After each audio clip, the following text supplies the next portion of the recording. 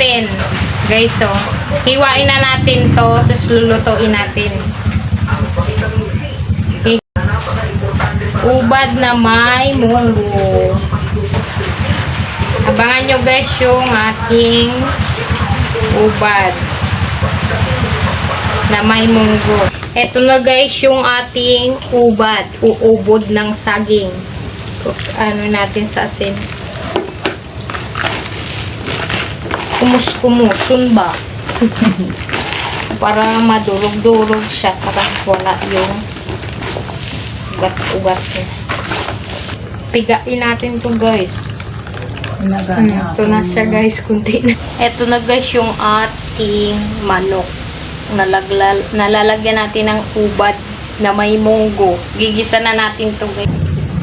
Guys, naglagay na ako ng mantika. Lalagay na natin yung luya. Tapos bawang. Ano natin guys yung luya. Kailangan nating maging kulay brown. Para mabang. Lagay na natin yung sibuyas. Ayan guys, nangangamoy na yung ating luya. Yan guys, ito na guys, brown na yung ating luya.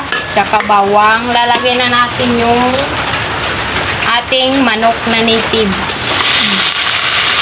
Guys, habang ginigisa natin siya, lagyan natin ng konting asin muna para yung lasa niya manuot sa manok. Haluin natin. Ayan guys, lumalabas na yung mantika niya guys, oh. Ang taba-taba ng ating native na manok. Bago natin lagyan ng tubig to guys, anin muna natin, patutuyuan. Ito yung sabaw ng manok, patutuyuin natin para masarap. Guys, ito na guys. Wala nang sabaw. Mantika na lang natira. Natin tong ubad. Uubod ng saging. Ayan. Halo-haloin natin. Lalagay na natin to guys nga munggos. Ayan, munggo. Tapos, lugay-lugayin natin. Lalagyan natin to guys ng sabaw. Hara na guys. Antayin natin, takpan natin, tayo natin kumulo-kulo. Nagulo-kulo na guys yung ating guys, ubad. Guys, titimplahin na natin to guys para maglasa na yung ating niluluto. Lagyan natin ng sarap-sarap. Sarap-sarap yung nilalagay namin dito guys. Ayan na.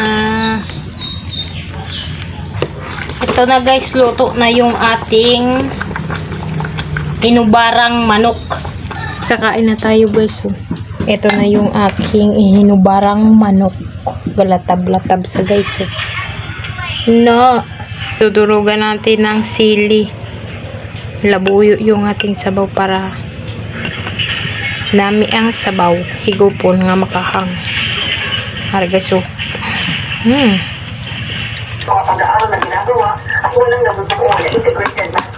Pili lang ko sa